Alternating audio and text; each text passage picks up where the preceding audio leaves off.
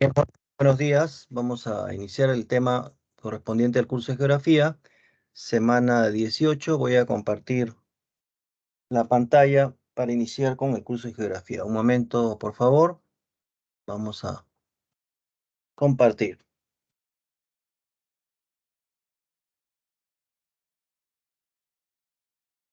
Bien, ahí tenemos la diapositiva.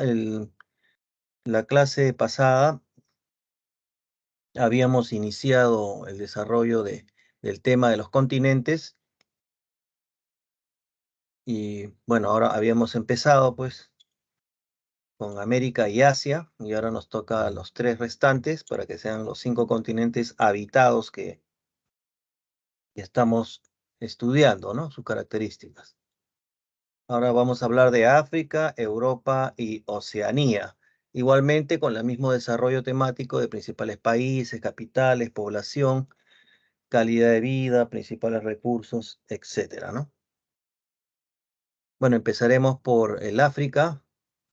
Hay que tener presente que África es un continente, pues, que representa la quinta parte de las tierras emergidas, ¿no? En el planeta Tierra, con la cantidad que ven ahí de mm, 30 millones pues, y tantos kilómetros cuadrados, ocupando el tercer lugar en extensión. Recordemos que primero es Asia, después América, en tamaño estamos hablando, ¿no? En orden según el tamaño, ¿no? Entonces estamos hablando Asia, América y África, tercer lugar.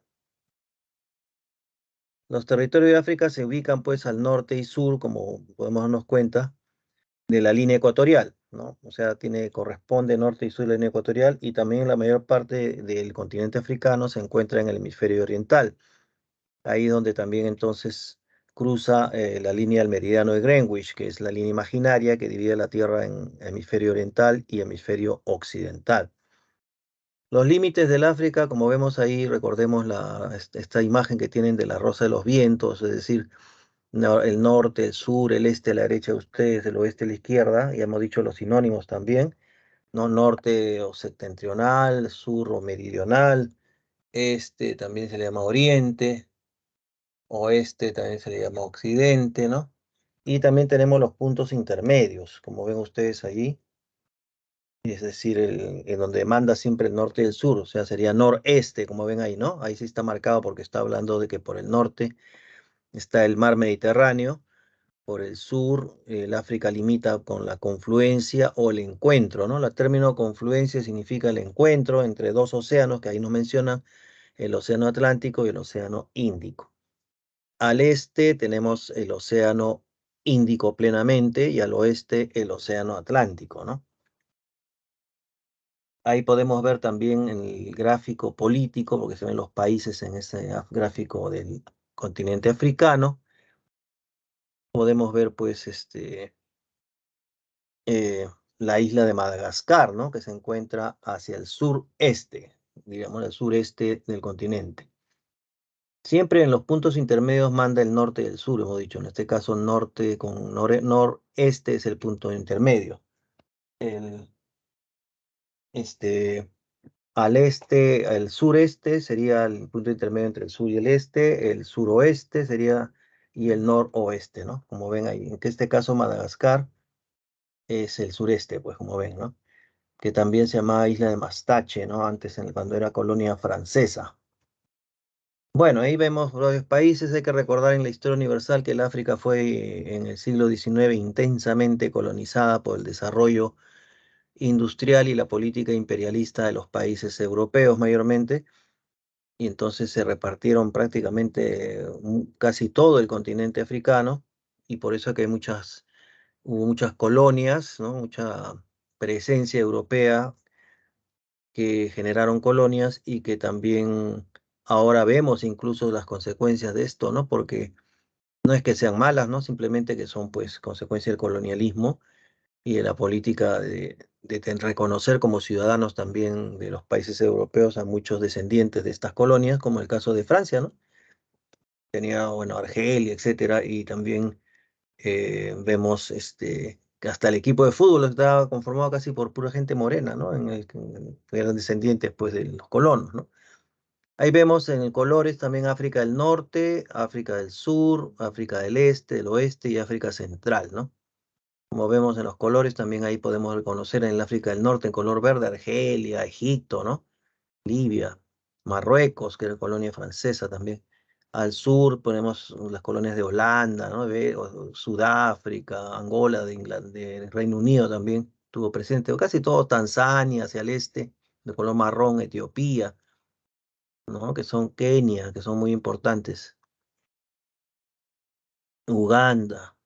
Acá vamos a ver en esta zona, o la zona del Gran Valle, el Rift Valley, o el Valle del Rift, que son un valle tectónico de fracturas, de fallas, y estos lagos, donde alrededor de estos lagos se han encontrado pues los restos de los más antiguos del proceso de hominización, ¿no? Bueno, sigamos entonces.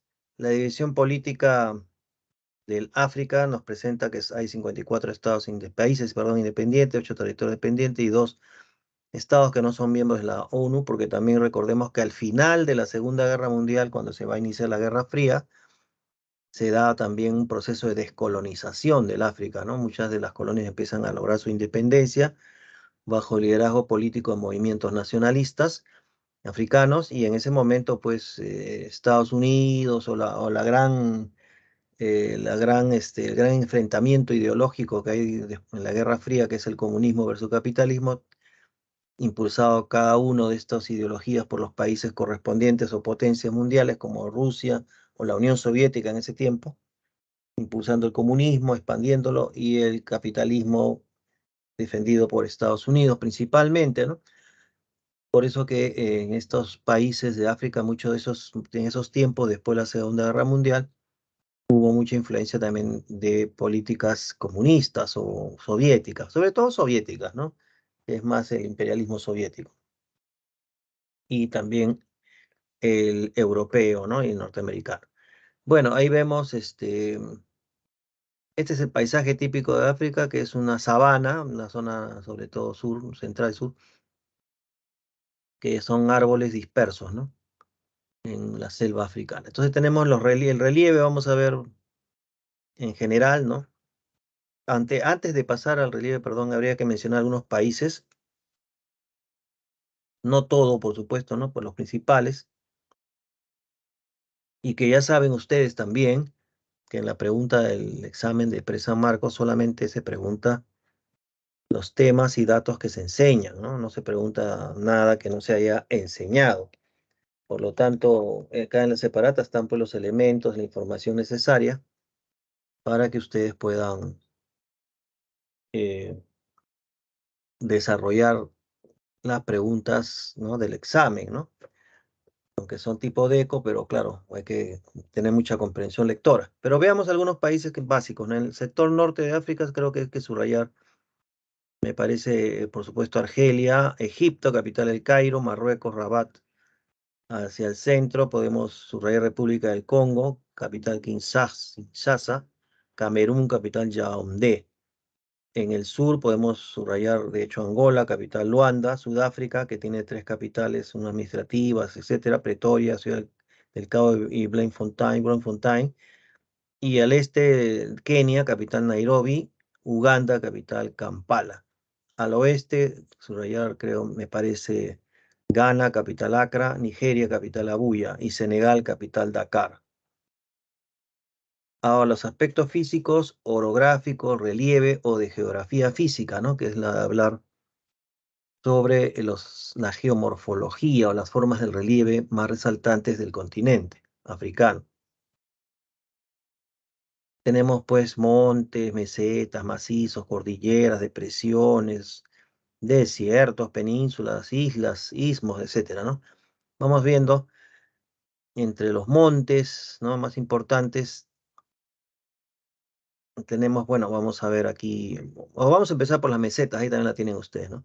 Al centro del África tenemos la meseta de Adamawa, aquí la pueden ver ahí en letras rojas, están las mesetas en el gráfico, ¿no? Letras rojas, meseta de Adamawa, la meseta de Ubangui, que es más pequeña, ¿no? Y la de Darfur. Al sur tenemos la meseta sudafricana. ¿Mm? a los macizos y cordilleras. Macizos es también una especie de afloramientos antiguos, ¿no? Que están a altitudes, ¿no? Acá las montañas no son tan altas como en los Andes, pero son montañas de todas maneras, ¿no? Cordilleras. Al norte, los macizos de Agar, Tibesti, en el Sahara, que están en letra negra ahí. Los macizos. Tenemos el de Kenia también. Al este tenemos el macizo etíope y los montes volcánicos como el Kilimanjaro y el monte Kenia. El Kilimanjaro o Kilimanjaro se presenta como la montaña más elevada, ¿no? Al noroeste, Montes Atlas, la zona norte, más al este, digamos, la zona más extensa del África, estos Montes Atlas, que también están en letras negras hacia el lado del Mediterráneo, ¿no? Con el Atlántico. Tenemos al sureste los montes Drakensberg, ¿no? También se ve al extremo sur del continente en letras negras, Montes Drakensberg, una cadena de montañas. En depresiones tenemos, recuerden que depresiones son zonas territoriales continentales que se encuentran metros debajo del nivel del mar, ¿no? Comparativamente. El Gran Valle del Rift, ¿no? El Valle del Rift, el Valle Rift significa un valle tectónico, es decir, donde fallas o fracturas geológicas al este del continente africano, como lo ven allí en el dibujo, también cerca de la zona del lago Victoria, por ahí, después vamos a ver eso también, ¿no? Vamos a hablar de eso. Tenemos el Valle del Rift, dijimos, al este del continente, con más de 3.000 kilómetros de longitud. Tenemos la desiertos, que son más importantes en el norte y el sur. El norte del desierto del Sahara, que es muy conocido. El desierto de Libia y Arábigo, ¿no? El desierto arábigo. Y al sur tenemos el desierto de Kalahari, que también se ve en el mapa al extremo sur de África, y el desierto de Namibia. En las penínsulas tenemos la península, recuerden que península significa un ingreso del continente hacia el mar. Tenemos la Somalía, península de Somalía y del Cabo. Península de Somalía le dicen el Cuerno de África también, ¿no? Ahí está en la zona este, la derecha. Está con letras negras, pero de menos, no están en negritas, ¿no? Sino solamente así. Unas letras negras. Tenemos islas y archipiélagos. En el Océano Atlántico tenemos las islas Cabo Verde, como pueden ver ahí hacia el este, hacia el oeste, ¿no? En la zona norte. Ya son islas. Islas Canarias también está en esa misma zona. En el Océano Índico, o sea, hacia el este, tenemos la isla más notoria, la Madagascar, que acabo de hablar, que son bastante grandes. Más hacia el este, ya más pequeñas, las islas Seychelles, Mauricio, etc. Y el istmo, que viene a ser una conexión entre dos continentes, en este caso tenemos el canal de Suez, ¿no? Donde se ha construido el canal de Suez es en el istmo de Suez, ¿no? Que es esta zona que ven en el noreste de África, que conecta, aprovechando el istmo, que es una proximidad del Mar Rojo con el Mediterráneo, aprovechando se ha hecho este canal, ¿no? Desde el siglo XIX por los franceses y después los ingleses. A nivel de ríos, hidrografía, tenemos los ríos importantes. Estos ríos, por ejemplo, que dan a la vertiente del Mediterráneo, que es muy importante, el río Nilo. Históricamente sabemos pues, que fue la base, la fuente básica de recurso agua para los egipcios, la civilización egipcia, sobre todo muy antigua. Hacia el Atlántico, vertiente quiere decir los que van a dejar sus aguas, ¿no? Por ejemplo, la vertiente del Mediterráneo, Dios mío, empezaron los... La vertiente del Mediterráneo es el río Nilo, desemboca en el mar Mediterráneo, eso es lo que quiere decir vertiente, ¿no? Hacia donde van a verter sus aguas los ríos, hasta qué océano, ¿no? La vertiente del Atlántico, tenemos la vertiente del Congo, o sea, el río Congo o Zaire desemboca en el Atlántico, el río Orange y el río Níger también en el Atlántico. Aquí aprovecho para mencionar desde el punto de vista de historia, seguro ustedes han llevado en Historia Universal, que a partir del siglo XIX se va a completar el mapa mundi, el mapa geográfico del mundo, ¿no? Antes del siglo XIX había algunos vacíos, sobre todo en el centro de África. Se conocía las costas, todo de África, pero no se conocía el corazón, por decir el continente, ¿no? Y en el siglo XIX los aventureros de esa época, que son muy temerarios, sobre todo los ingleses, empiezan a ingresar al África, pero por estos ríos que acabo de mencionar. el río Zaire o el río Congo, Zaire, Orange, Níger, lo usan ellos para ingresar, o sea, navegando en contracorriente, por supuesto, ¿no? Para ingresar al mismo corazón de África para ver las nacientes.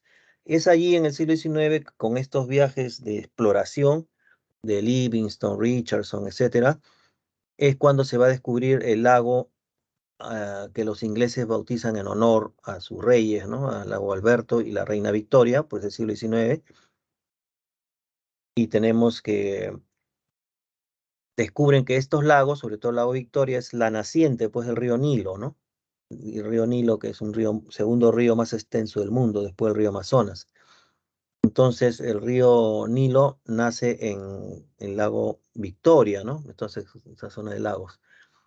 Eh, Hay que mencionar de que en la época antigua, en la edad antigua, los egipcios, la civilización egipcia estoy hablando, conocían, por supuesto, dominaban, domesticaron bien el agua que venía del río Nilo, conocían las épocas de crecida, inundaciones, todo eso para poder fertilizar, cultivar en el desierto, ¿no? Aprovechando la fuente de agua y de arcillas y limos que viene a ser el río Nilo.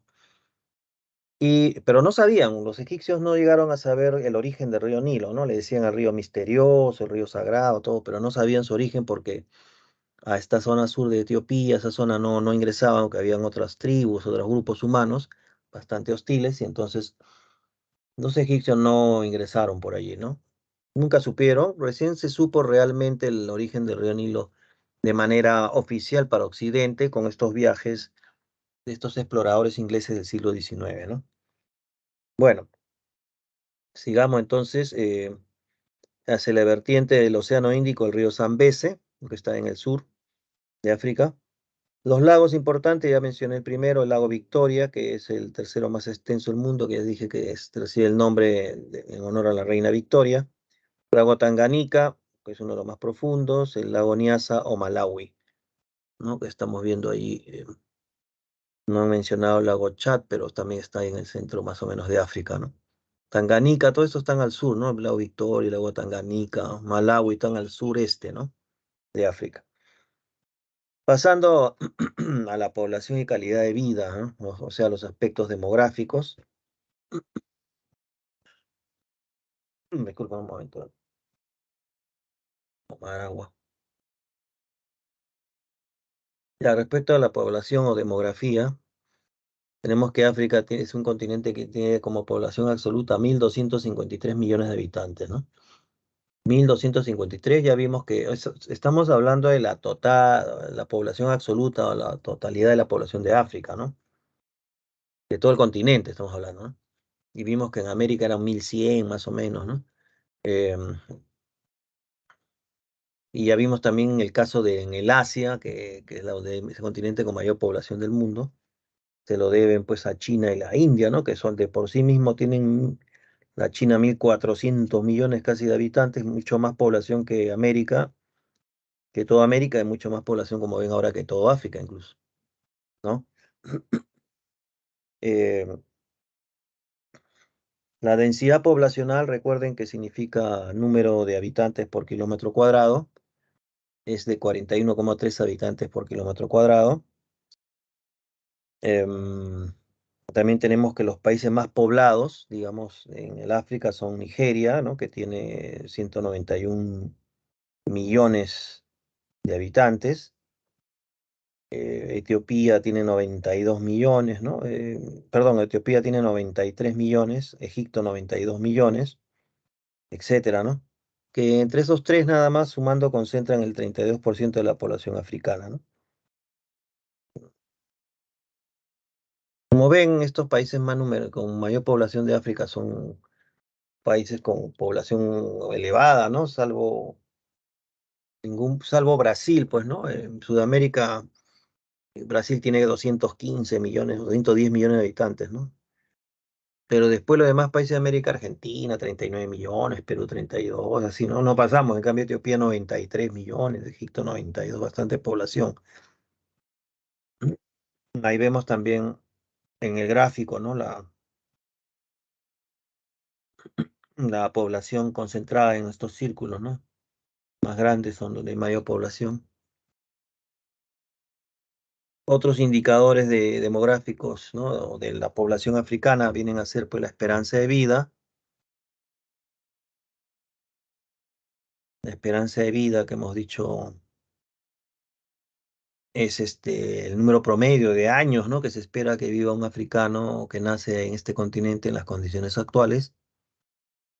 Entonces la esperanza de vida tenemos que tener un promedio de 60,2 años, ¿no? 60 años más o menos vive un africano.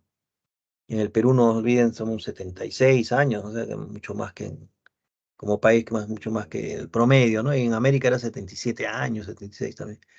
O sea que la esperanza de vida es un poco baja, ¿no? En África. También vamos a ver por las situaciones económicas que viven algunos países. La población no tiene promedio de vida más alto es esperanza de vida en 77 años en Argelia, en Túnez, que han sido pues colonias, ¿no? Europeas. La población que tiene esperanza de vida más baja es en República, 53 años, ¿no? República Centroafricana, la más baja del planeta, ¿no? Muy baja esa población. Es por la pobreza, ¿no? Mejor dicho, baja la esperanza de vida, ¿no? O sea, las condiciones de vida no son tan óptimas ni tan favorables que la población vive promedio 53 años, ¿no? Porque se pueden morir pues por enfermedades, malnutrición, problemas, ¿no? Realmente que afectan pues a la población, ¿no? Bien, sigamos viendo las características de las tasas, ¿no? En este caso, de crecimiento natural, más o menos 2,1%. Natalidad, 36 nacimientos por cada 1.000 habitantes, o sea que más o menos también no es muy bajo, ¿no? Mortalidad, eso ha bajado porque era mucho más, ¿no? Ahora se ha tratado, pues, por medio de la planificación familiar, tratarse, pero como hay población muy pobre, a veces no tienen acceso a la educación, difícil, pues, que manejen esta información, ¿no? La natalidad, 36 nacimientos por cada 1.000 habitantes, mortalidad 12 por cada 1.000 habitantes, un poco alta, ¿no? 12 mueren por cada 1.000. La mortalidad infantil también es bastante preocupante, 41 mueren antes de los 5 años, ¿no? Es por cada 1.000 habitantes. La fecundidad acá también es poco alta, pues 4,75 hijos por mujer en África. O sea, la mujer promedio en África tiene 5 hijos, es muy alto, pues. Si están en pobreza y tienen 5 hijos para mantener, imagínense ustedes, ¿no? Eh, y ahora, pues eso es por la educación sexual, digamos, ¿no? Por la cuestión de la planificación familiar, sobre todo, ¿no? Los métodos anticonceptivos, la falta de educación en ese tema, pues genera que no se cuiden, no puedan tomar medidas, manejar métodos anticonceptivos, seguramente muchas de las mujeres y tienen este promedio alto de hijos, ¿no? También tiene que ver esa situación, la pobreza, ¿no? Ya saben ustedes también que más bien en Occidente, pues las mujeres ya no quieren tener hijos, ¿no? O sea, la mayoría de los jóvenes, ustedes, por lo menos, se hablarán entre ustedes sus planes y no creo que alguna chica de esta generación diga voy a tener 5 hijos, ¿no? Nadie dice eso porque saben que es muy difícil, ¿no? Salir adelante, pues, con 5 hijos, ¿no? La educación, con salud, todo eso. La fecundidad es alta, ¿no? Analfabetismo también se nota que es más alta el porcentaje de analfabetos en mujeres que en hombres, ¿no? 27,6% de alfabetos son varones y 45,3% son mujeres, ¿no? Analfabetas. Eso también tiene que ver con el acceso a la educación, los estereotipos de la mujer, pues con 5 hijos, se pone pues ya no quiere estudiar, pues no terminan ni el colegio, ni si es que ni siquiera algunas dirán, y así, ¿no? La distribución poblacional también es interesante, a pesar de la tendencia que hemos visto en América, ¿no? Y vamos a ver a nivel de otros continentes que veamos, la tendencia mundial es un marcado interés por vivir en las ciudades, ¿no? No tanto en la zona rural. Pero en África tenemos que el 50% de la población sigue siendo rural, ¿no? Igual que en China, más o menos, ¿no? 50% sigue siendo rural y el otro 150% es urbano. Ahora, en el caso de índice de desarrollo humano, que eso es lo que estábamos viendo, ¿no? Que considera pues los niveles de educación, producto, renta per cápita, ¿no? Etcétera. Vemos de que los países africanos, algunos se encuentran con índice, muy poco, ¿no? Con índice de desarrollo muy alto, bajo y también, recuerden que los indicadores de índice de desarrollo humano son muy alto, alto, medio y bajo. Bueno, pues, pero también hay bajo, ¿no? Muy alto es muy poco, ¿no? Mauricio nada más. Índice alto, como Perú, por ejemplo, está considerado alto, ¿no? En África son Seychelles, Argelia, Túnez, y bajo, Níger, Chad, Sudán del Sur, ¿no? O sea que tienen muchos problemas ahí de condiciones de índice de desarrollo humano, ¿no? Principales recursos y economía. Bueno, vemos que en África, que es un continente, pues, que tiene 50% de población rural, la mayoría se dedica a la agricultura, a las actividades extractivas, ¿no? Minería, ¿no? Pero la agricultura es la base, pues, de la economía africana, no solo por la producción de alimentos, sino también porque la agricultura que pudieran ellos dirigir a la exportación, ¿no? Como vamos a ver. En ese sentido, la agricultura africana, que es la base de la economía, como ustedes saben, se puede dividir en dos tipos, ¿no? Una agricultura extensiva o tradicional o de subsistencia, y vamos a ver que hay otra que es intensiva, moderna o comercial, ¿no? Una agricultura que tiene más inversión, más tecnología. La extensiva es la que usa todos los métodos tradicionales, pues más básicos, ¿no? De producción de alimentos agrícolas por la agricultura. La agricultura extensiva o de subsistencia es la actividad más extendida también en la población, ¿no? Porque tiene una tecnología tradicional y se basa en el cultivo de cereales, básicamente, ¿no? Y la agricultura intensiva comercial, que es donde hay dinero, hay capitales, ¿no? Empresas, y como ustedes ven, está más a cargo de empresas multinacionales, ¿no? O sea, empresas que tienen capital extranjero, incluso, y que hay inversión, o sea, es una agricultura de empresarios, ¿no? Y esta producción agrícola se destina más, como ven, a la exportación de productos tradicionales básicos del África, como son exportar, vender al extranjero café, algodón, cacao, maní, aceite de palma, tabaco, cítricos, etcétera. En minería y petróleo tenemos, bueno, África tiene recursos naturales, por eso también los europeos colonizaron un gran sector del África, porque por los recursos, ¿no? Naturales, ¿no? Básicamente la explotación de recursos.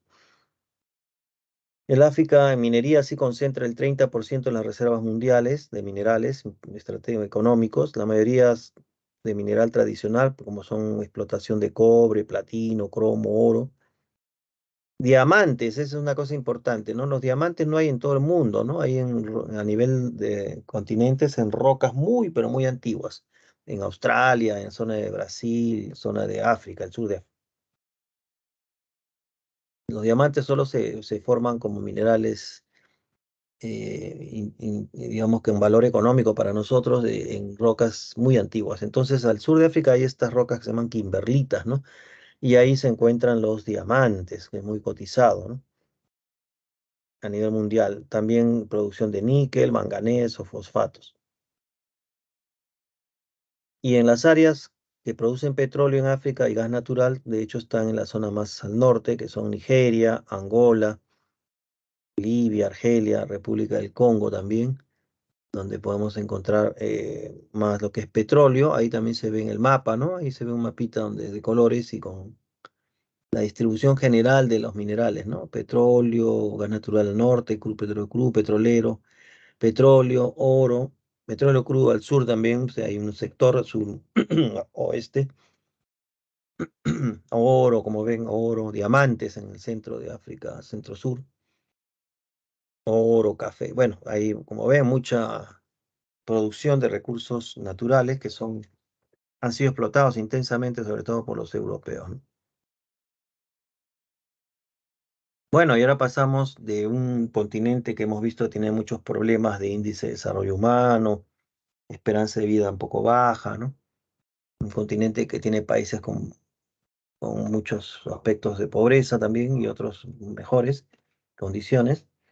Pero ahora vamos a entrar a un continente que la mayor parte pues tiene lo mejor, ¿no? Los mejores índices de desarrollo humano, las mejores, la mejor economía, ¿no? Etcétera, que es Europa, pues, ¿no? Están los países desarrollados, sobre todo beneficiados con la revolución industrial, ¿no? Que a finales del siglo XVIII y todo el siglo XIX-XX ha sido la base, pues, del desarrollo de la economía extractivista, economía industrial también, por las fábricas que transformaban la materia prima en bienes, ¿no? En objetos que pueden ser comercializados, productos, ¿no?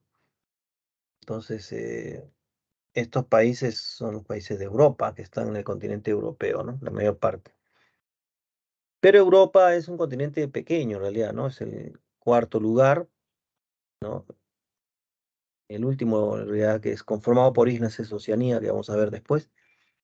Pero Europa está en un cuarto lugar, viene a ser como una gran península del África, del Asia, como vimos ahí,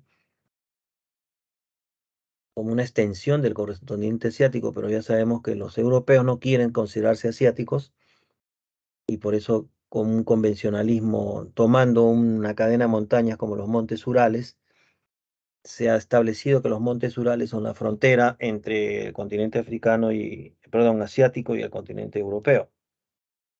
Bueno, pero viendo así geográficamente de la parte física, el continente europeo viene a ser como una gran península, ¿no? Una gran prolongación del Asia. Es un continente también, Europa, muy pequeño, con una superficie que alcanza unos 10 millones y tantos kilómetros cuadrados. Los límites de Europa podemos ponerlo ahí por el norte, el océano glaciar ártico, o sea, el océano que rodea el polo norte, ¿no? Y por el oeste con el océano Atlántico, por el este, que le digo, con los montes Urales y el mar Caspio, que vienen a ser los límites, Europa-Asia, y por el sur el mar Mediterráneo y el mar Negro, ¿no? Como ven ahí un mapa político, ¿no? De los países europeos.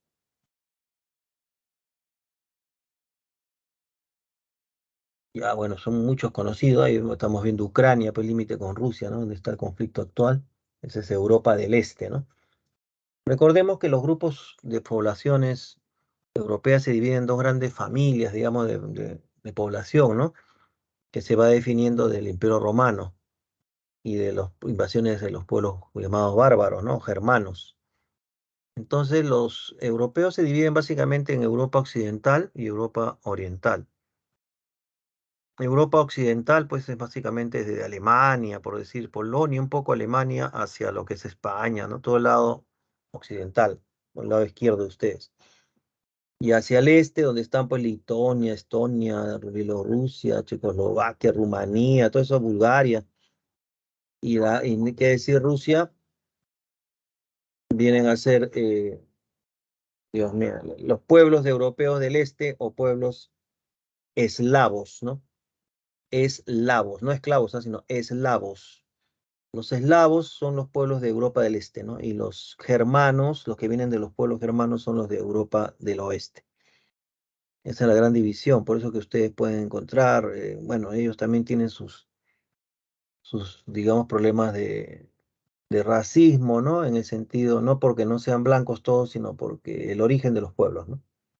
Sobre todo Hitler, que era pues un delirante, pues, ¿no? Decía que Rusia, todos estos países de Europa del Este eran pues de pueblos de segunda, ¿no? Europeos de segunda, todas esas así, ¿no? Hablan tonterías, pero ya se sabe que las razas o el concepto raza no tiene fundamento científico desde el punto de vista de la genética, ¿no? Todos somos especie humana, pues, ¿no? Homo sapiens sapiens, ¿no? Etcétera. Bueno, en división política tenemos que Europa está formada por 50 países, básicamente, 43 países europeos, 7 euroasiáticos, como hemos dicho, pero juntos pues al límite de Europa-Asia, o como Rusia, ¿no? Que tiene parte europea y Oriente y mayor parte de territorio asiático. La mayor parte de los países pertenece a la Unión Europea, ¿no? Que es esta unidad económica que se gestó para el intercambio y facilitar el desarrollo de intercambio económico, ¿no? De los países europeos, la unión política y tiene, y tiene unidad monetaria, ¿no? Unidad monetaria, eso sí, también. Incluso tuvo un tiempo también funcionando un solo pasaporte, ¿no? Para los europeos. La mayoría de sus estados o países pertenecen al primer mundo, quiere decir, son países desarrollados, la mayoría, ¿no? Siendo Alemania el país más poderoso económicamente en Europa actual, le sigue la economía, el desarrollo de Francia, el desarrollo del Reino Unido, el de Italia. Algunas capitales y países mencionaremos porque son muchos, son conocidos, ¿no?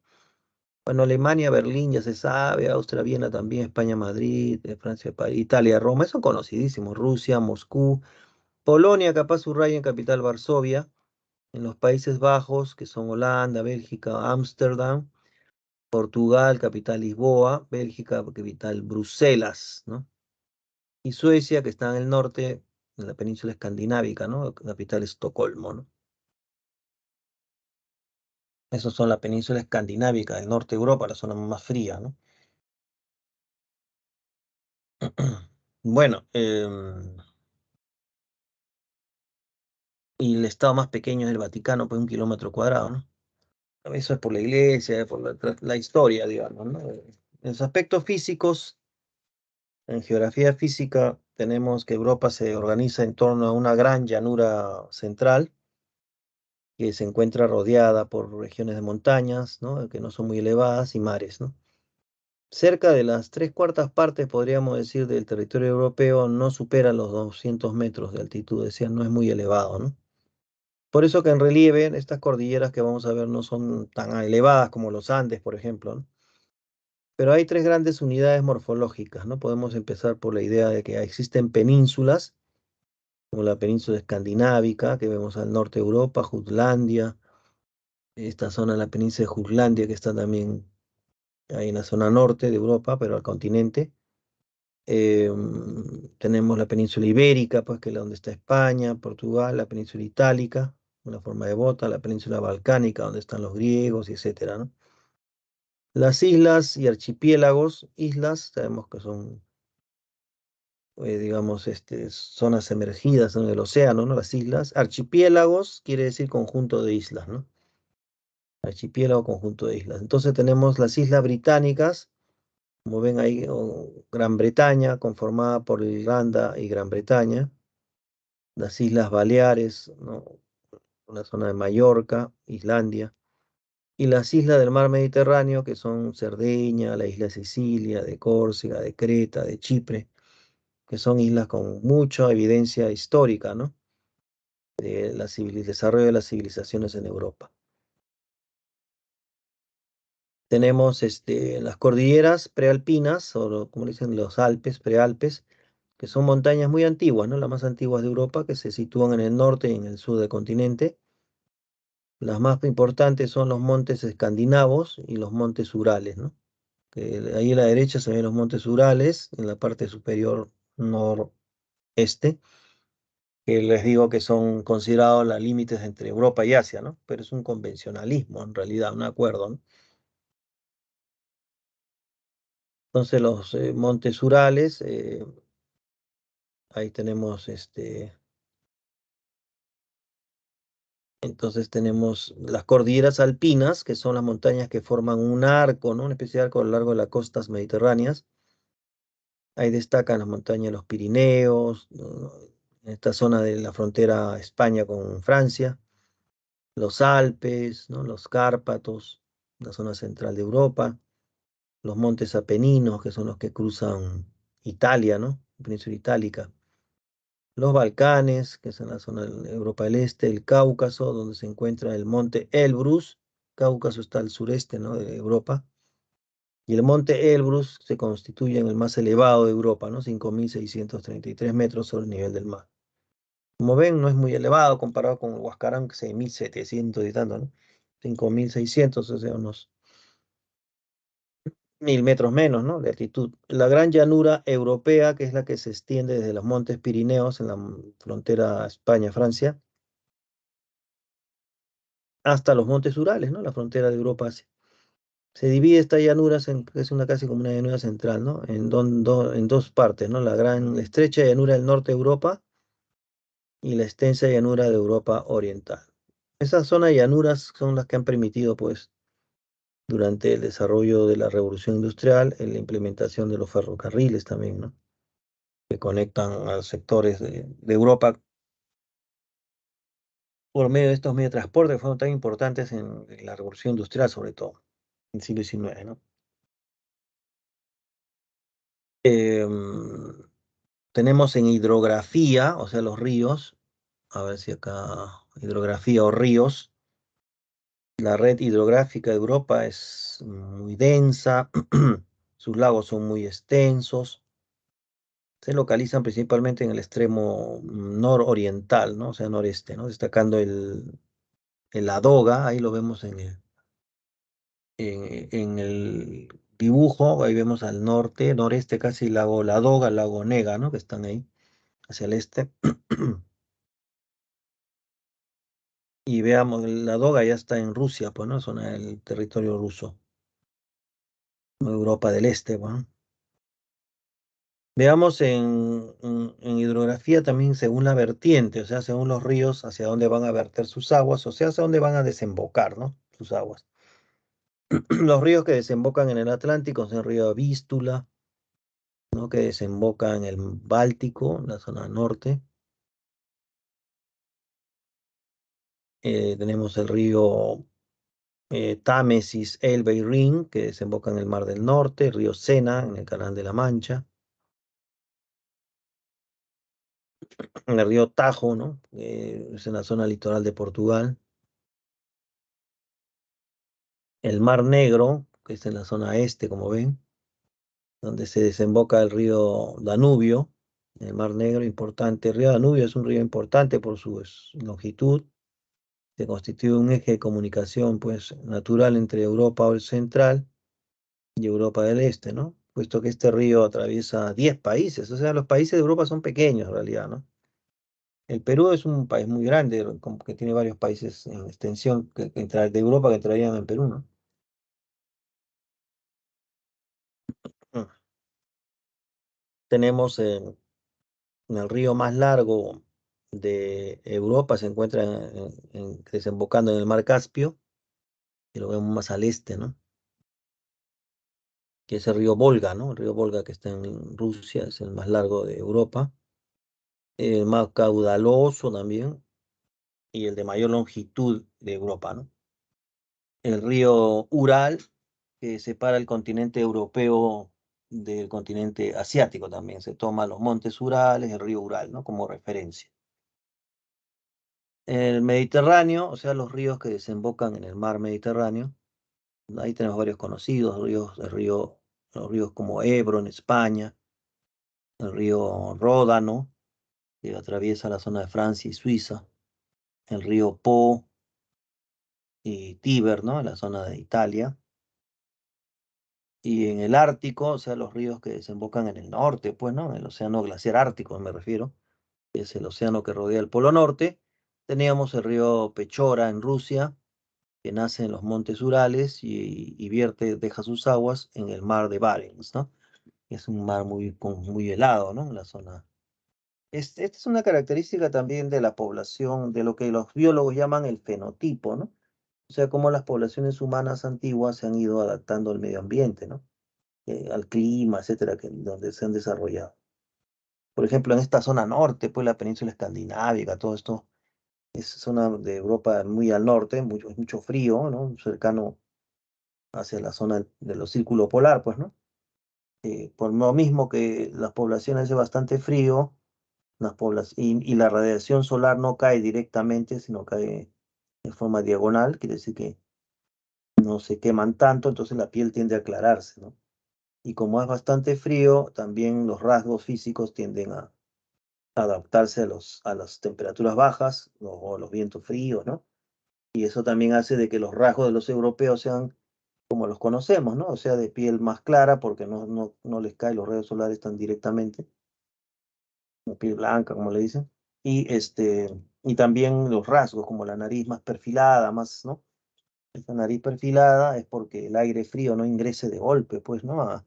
Al cuerpo, los pulmones, ¿no? Pues es como un filtro para calentar el aire. En cambio, los africanos tienen nariz ancha, pues porque necesitan más aire, por lo que hacen un calor tremendo, ¿no?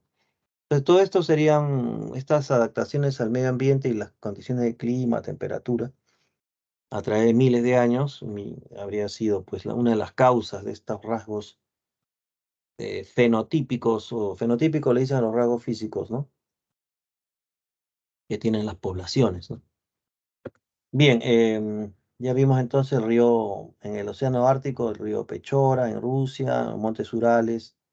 Este río Pechora, ahí está, que nace en los montes Urales y deja sus aguas en el mar de Barents, dijimos. Aspectos demográficos de Europa, bueno, son los mejores, ¿no? Porque es un continente con mucho desarrollo, ¿no? Están los países llamados industrializados del primer mundo, etcétera, ¿no? Con una calidad de vida mejor. Pero tienen no mucha población, miren ustedes, comparado con lo que hemos visto de África, de Asia, ¿no? De América. En Europa la población no llega más que a 747 millones de habitantes, no llega al millón siquiera. Pero siendo todo eso también los países más poblados, ¿no? Vamos viendo, eh, el país más poblado es Rusia, ¿no? Con 147 millones de habitantes, de los cuales, miren qué curioso, ¿no? En Rusia hay 147 millones y de esos 147, 110 millones viven en Europa Oriental, o sea, en la zona europea del territorio ruso, ¿no? Eso ya vino como una voluntad política de la época de los zares, ¿no? Del zar, que hicieron de que las principales ciudades de Rusia estuvieran al lado de Europa. O sea, la voluntad de los gobernantes rusos, de las dinastías monárquicas sobre todo, fue de que Rusia sea un país europeo, no tanto un país asiático. Por eso es que concentraron más población y ciudades en Europa del Este. Y eso se refleja pues en las cifras también de la población, ¿no? Estamos viendo que Rusia tiene 147 millones y de esos 147, 110 millones, o sea, prácticamente tres cuartos, ¿no? Viven en Europa del Este. Seguido de Alemania, que tiene, bueno, Alemania es Europa Central, ¿no? Con 82 millones de habitantes, Francia con 67 millones, países más poblados, ¿no? En Europa. Densidad demográfica, tenemos que se registra una densidad de, un número de habitantes por cada número de habitantes por cada kilómetro, ¿no? Cuadrado. En Europa es un poco alta, la densidad de 72 habitantes por kilómetro cuadrado. La mayor densidad, ¿no? Pueden ser, ¿no? Mónaco, que tiene 19.150 habitantes por kilómetro cuadrado. Y la menor densidad se ubica en Islandia, que es, ustedes ven la isla que está ahí, pues en el extremo noroeste de su gráfico, ¿no? Una isla que parece blanca como hielo, o bastante hielo. Clima muy gélido, pues, ¿no? Entonces tenemos, Islandia tiene 3,5 habitantes por kilómetro cuadrado, ¿no? Pero no olviden que la densidad demográfica se registra número de habitantes por kilómetro cuadrado, que se obtiene pues de dividir la población absoluta entre el área territorial del país, ¿no? Por eso que tenemos, en este caso en Europa, una densidad promedio de 72 habitantes por kilómetro cuadrado. La mayor densidad está en Mónaco, que es pequeño, 19.150. Cuando el territorio es pequeño, la densidad aumenta, ¿no? 19.150 habitantes por kilómetro cuadrado. Y la menor densidad en Islandia, con 3,5 por kilómetro cuadrado. Otros indicadores demográficos vemos, o poblacionales, ¿no? Podemos hablar de la esperanza de vida, ¿no? Por ejemplo, la esperanza de vida en Europa es elevada, ¿no? Vimos que en América era 76, 77 años, que está bastante bien, pero en Europa es 82 años. Entonces los europeos tienden a vivir bastantes años, ¿no?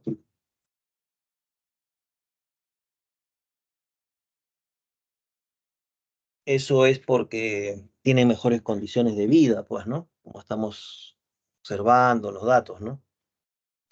em, en la Unión Europea, de los países que forman esta Unión Económica Europea, tenemos 80 años también de promedio, casi 80,9, casi 81 años, ¿no?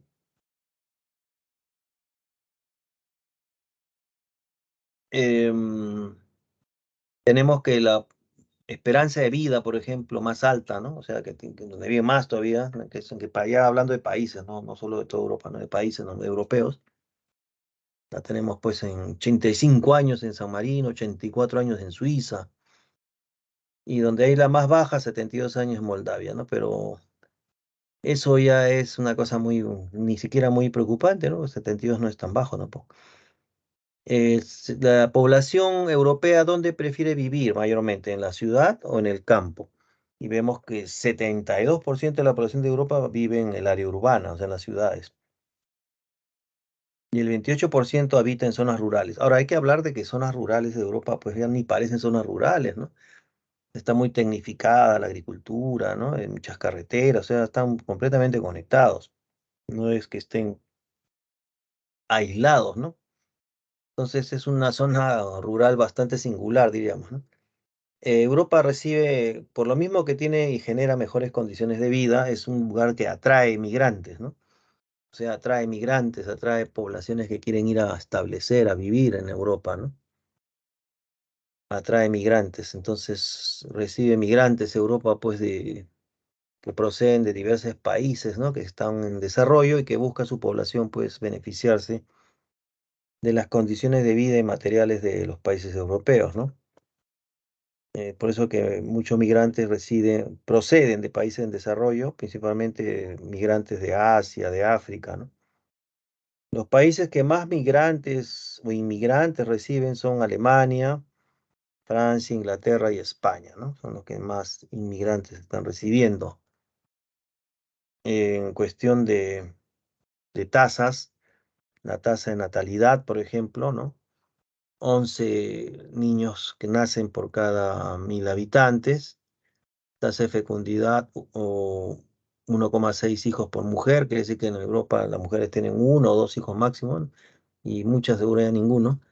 Y la mortalidad también no es, digamos, es 11 muertes por cada 1.000 habitantes. No es tan baja tampoco, ¿no? Pero bueno, ya por otros factores. Indicadores demográficos, aquí sí vamos a encontrar el índice de desarrollo humano muy alto, pues muy alto y alto básicamente en Europa, ¿no? Por las buenas condiciones que tienen de vida, ¿no? La mayoría de los países de Europa registran un índice de desarrollo humano alto y muy alto, ¿no? Muy alto, por ejemplo, en Suiza, Noruega, en Islandia, ¿no? Y alto, Azerbaiyán, Armenia, Moldavia, ¿no? Los principales recursos y economía de Europa, nos encontramos pues que Europa, debido a su desarrollo industrial, es la mayor economía del mundo, ¿no? Conformada por el desarrollo económico de Alemania, Reino Unido, Francia, Italia, España, que vienen a constituir las grandes economías industriales del continente, ¿no?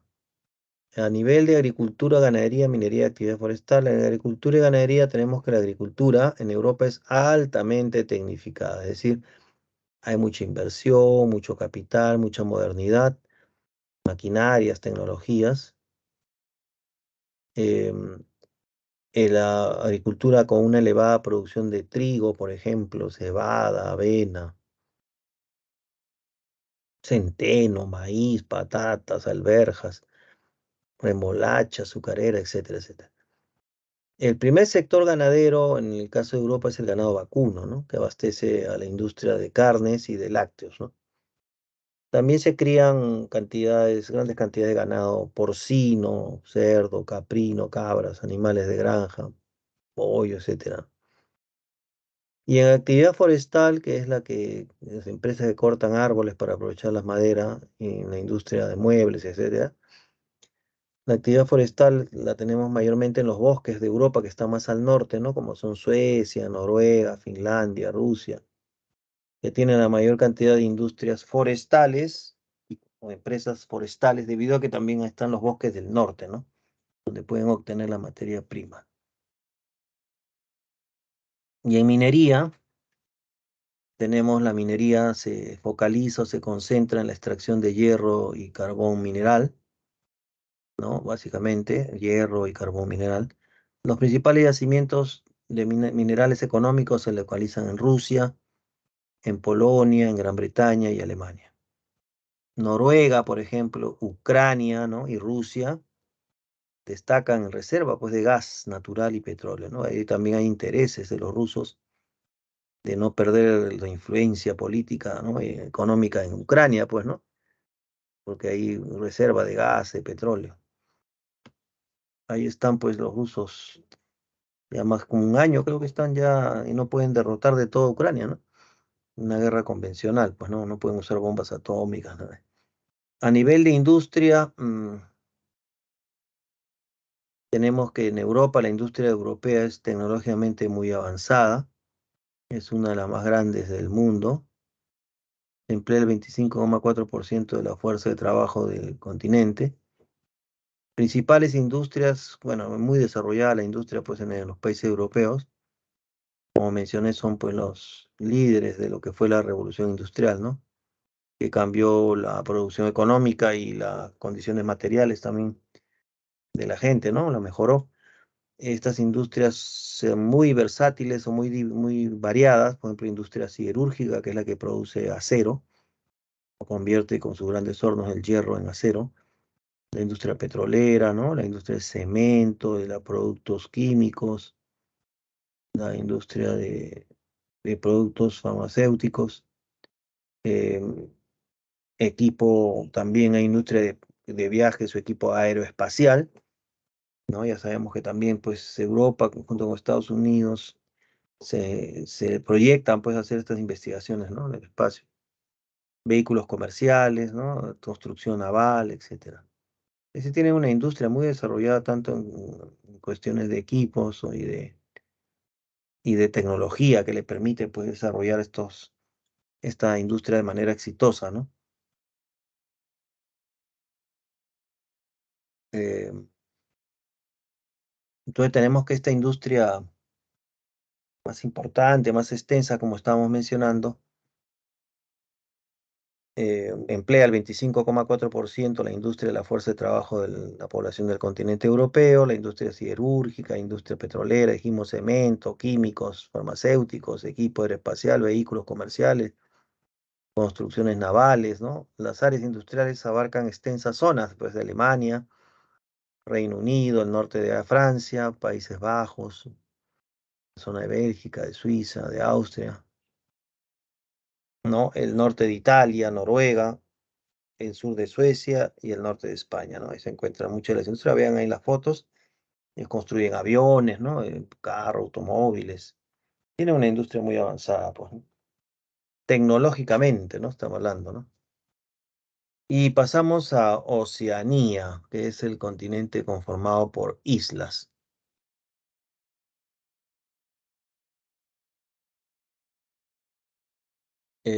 Tenemos bueno, Oceanía es un continente insular, o sea, conformado por islas. Insular quiere decir islas, ¿no?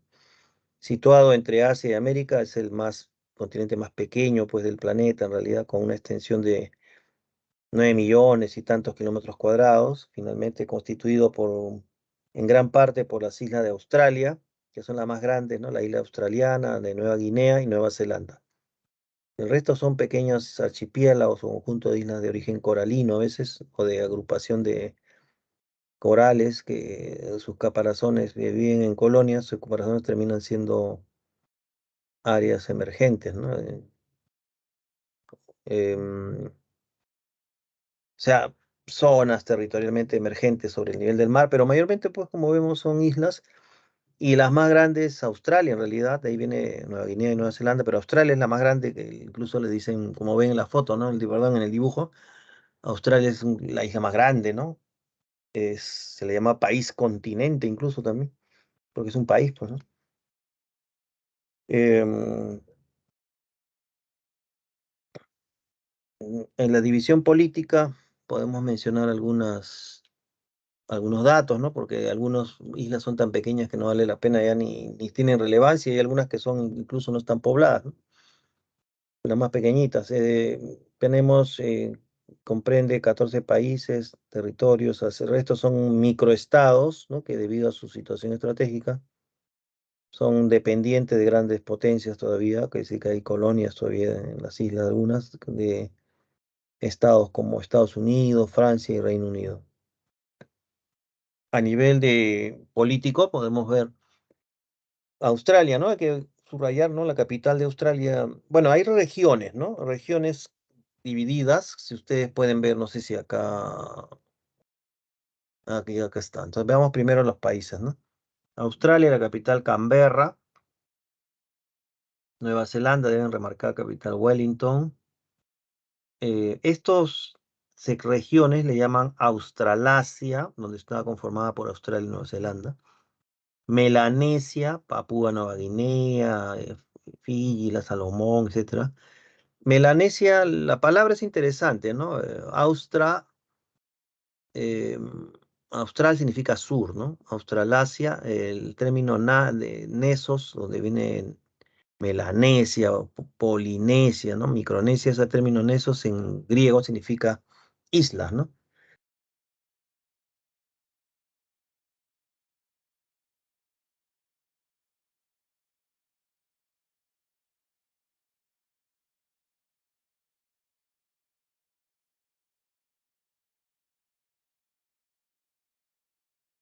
A ver, parece que se cortó un ratito, hubo un problema ahí voy a volver a compartir, ¿ya? Sí. Ya, estábamos hablando del caso de Melanesia, que conforma pues Papúa Nueva Guinea, la isla Fiji, etcétera. Melano, dije que Nesos, Nesia, de Nesos, que en griego es isla. Melanesia viene de melano, que significa oscuro. Entonces, lo que está conformando etimológicamente la palabra quiere decir Melanesia es islas de gente de piel oscura. Eso es lo que quiere decir, islas de gente de piel oscura. Micronesia, micro es pequeño, nesos islas o islas pequeñas. Polinesia, polis varios, nesos islas, o sea, varias islas, ¿no? Una cosa así. Bueno, en el caso volvemos, en Australasia o las islas más al sur tenemos Australia, capital Canberra, Nueva Zelanda, capital Wellington.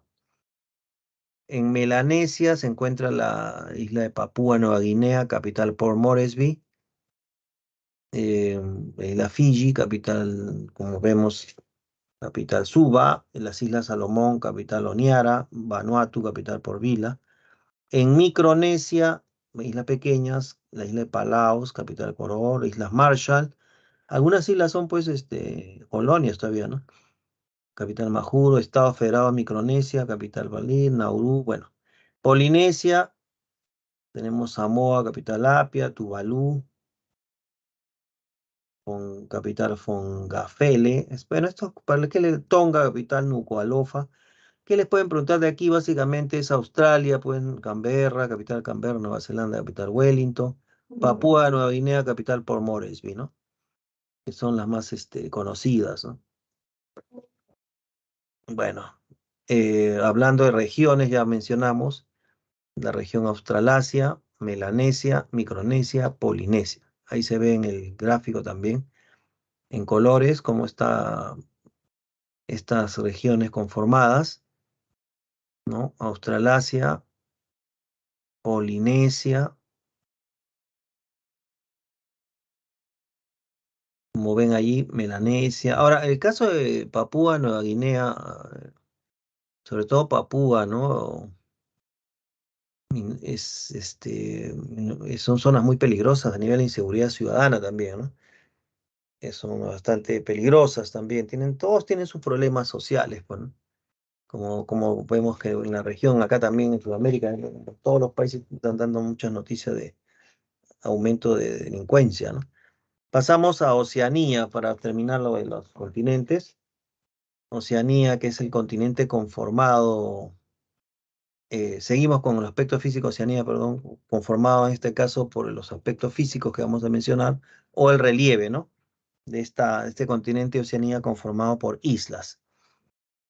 El relieve tenemos cordilleras. Bueno, el relieve podemos generar que en este continente se produce mucha actividad volcánica, sobre todo submarina, ¿no? Que estos volcanes submarinos, al tener mucha actividad y expulsar lava, han ido formando islas de origen volcánico.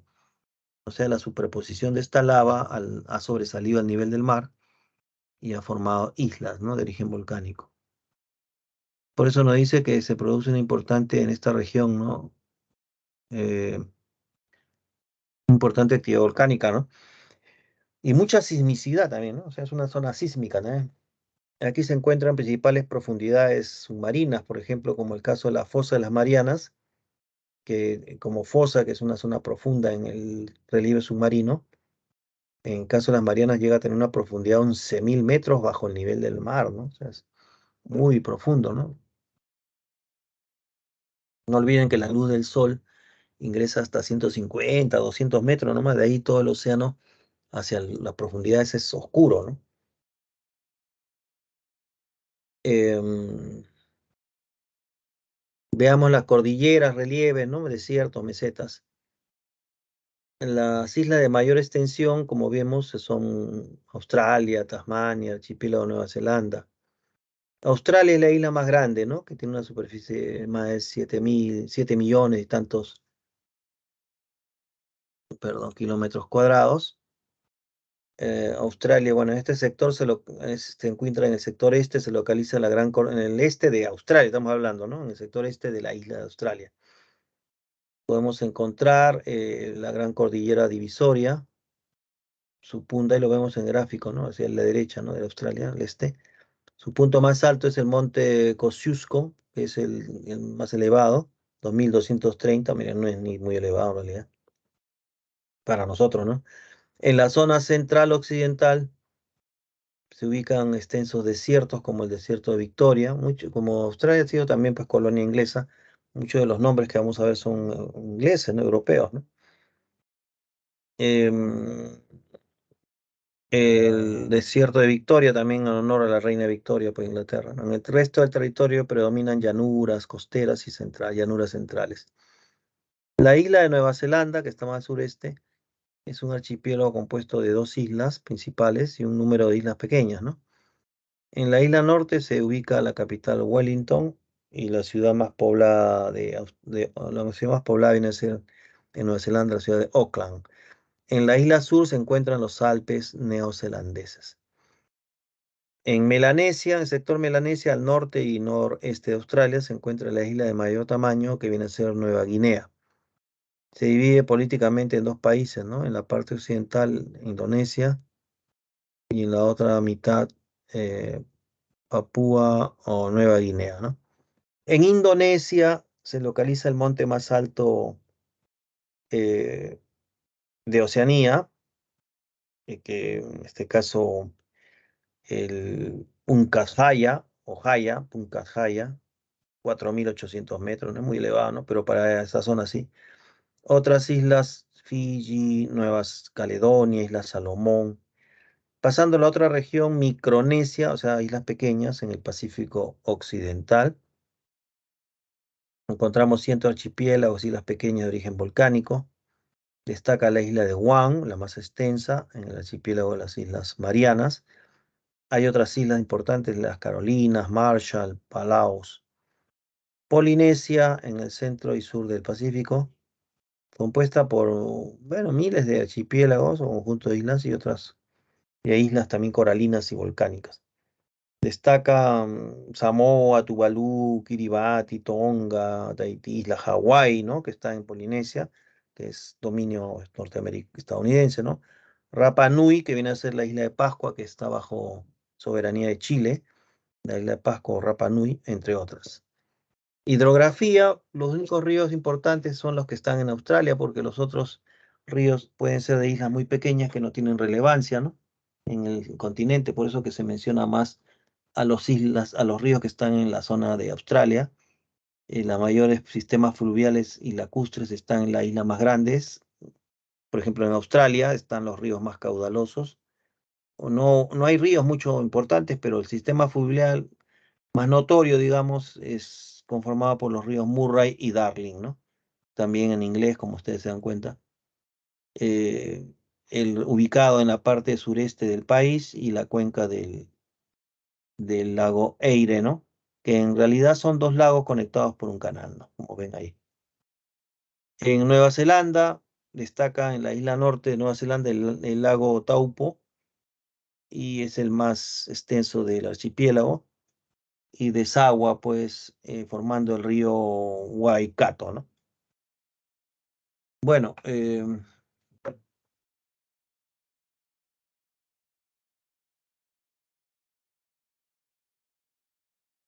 bueno, entonces pasamos a lo que a lo que continúa, que es los aspectos demográficos, ¿no? Aspectos demográficos, o sea, la población, ¿no?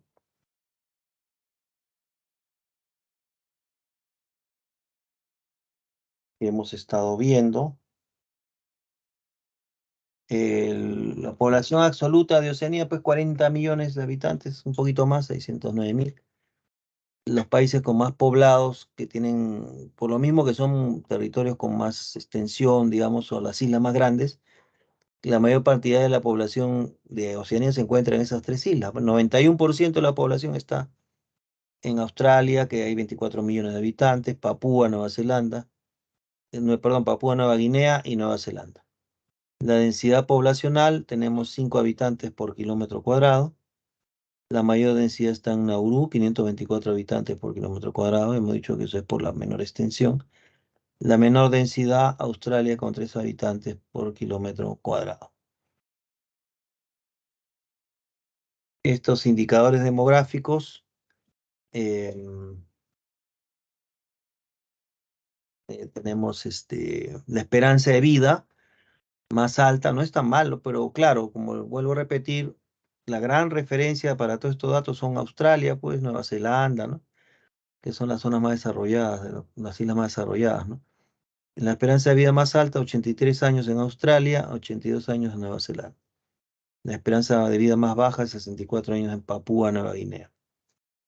Bueno, ahí también, como le dije, hay bastante problema de inseguridad, ¿no? La distribución poblacional, tenemos población urbana, la preferencia de la gente de Oceanía es vivir en la ciudad, 75% vive en las ciudades, urbana netamente casi. Principales ciudades que se ubican en Australia, tenemos Sydney, Melbourne, bueno, son ciudades australianas, ¿sabes? Para que vean que es lo más importante, ¿no? Canberra, en Nueva Zelanda, Auckland y Wellington, ¿no? Como ven en la foto ahí, Australia es muy moderna, ¿no? Es capitalista, moderna, tiene mucho arraigo con Inglaterra, ¿no? La población es blanca, pues, ¿no? Por los colonos, ¿no? Europeos que fueron. Y así que eso es lo que podemos encontrar, ¿no? Y ya es lógico también reconocer que el índice de desarrollo humano es fácil darse cuenta que tiene que estar en las zonas más desarrolladas como son Australia, Nueva Zelanda. Índice muy alto, ¿no? De desarrollo humano. Índice medio en otras islas, pues Vanuatu, Isla Salomón, Papúa Nueva Guinea. Y Australia y Nueva Zelanda son los más prósperos, pues, ¿no? En Oceanía. La actividad forestal, como de actividades económicas, tenemos la agricultura, la ganadería, la agricultura. En Australia, por ejemplo, como vemos ahí, es una agricultura que tiene bastante modernidad, o sea, intensiva, no se le llama eso, ¿no? Agricultura moderna, con capital, inversión, ¿no? Cerca de 50 millones de hectáreas se dedican al cultivo de cereales y frutas, ¿no? El primer sector ganadero es el de ganado ovino, ovejas, seguido el vacuno. Claro, Australia es principal productor de ovejas, ¿no? A nivel mundial. En el resto de Oceanía predomina una agricultura familiar o extensiva, como son de caña de azúcar, cacao, café, frutas, ¿no? Especias, ¿no? Asociados mucho. Minería tenemos en Australia, el mineral, ahí vemos lo que mencioné hace poco, igual que en África, que hay rocas muy antiguas y por eso hay diamantes. Pero aparte los minerales tradicionales, hierro, oro, plata, diamantes, ¿no? Cobre, estaño, plomo, bauxita, zinc, carbón. Destacan los depósitos petrolíferos que hay en Nueva Guinea y Australia. Y en la actividad forestal vemos Australia con Papúa Nueva Guinea e Isla Salomón poseen importantes hectáreas de bosques naturales y los bosques plantados, o sea, bosques propiciados artificialmente, ¿no? Con la reforestación son importantes en Nueva Zelanda, 22% del total. El turismo, destaca el turismo en las playas, pues, ¿no?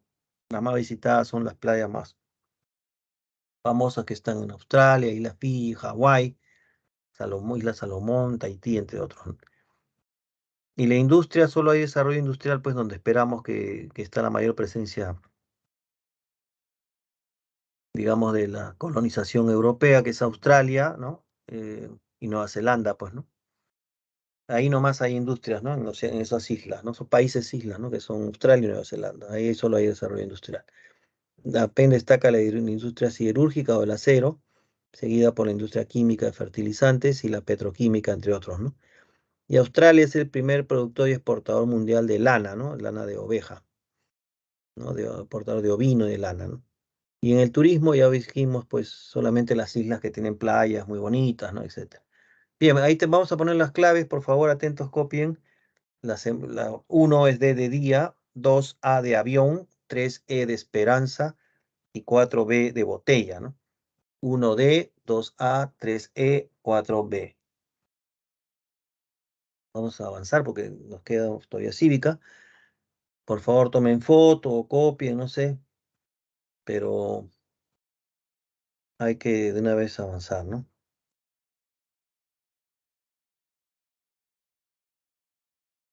El ejercicio 1, a ver, ya imagino copiaron, ¿no? 1D, 2A, 3E, 4B. Tomen foto, algo si es que no quieren escribir, pues, ¿no?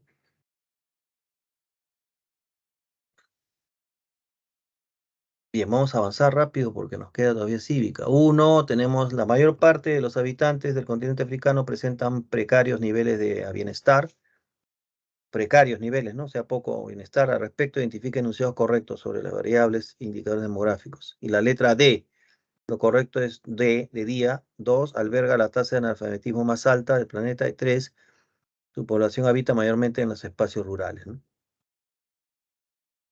Bueno, el resto es falso. Dos, nos dice los sistemas fluviales del continente europeo se caracterizan por drenar, o sea, circular sus aguas a extensas llanuras, o pasar por extensa llanura y constituir importantes redes de comunicación y agruparse en diversas vertientes. A continuación, relaciones. Bueno, los ríos con su característica, la letra A, ¿no?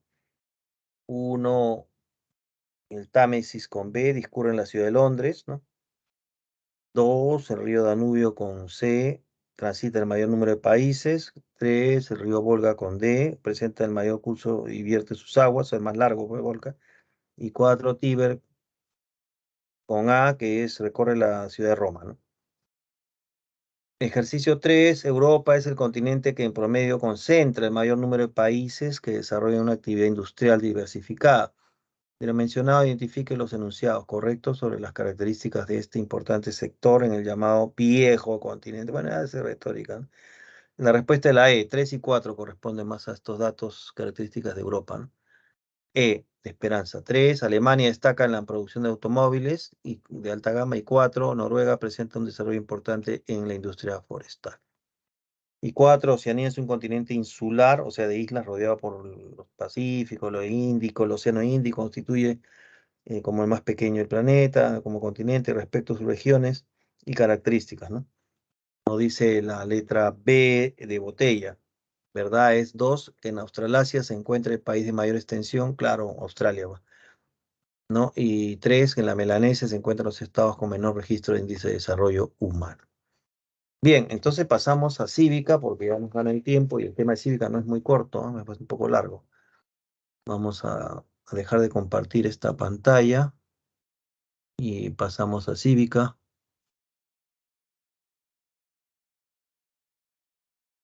Nada, chat, entonces pasamos a cívica.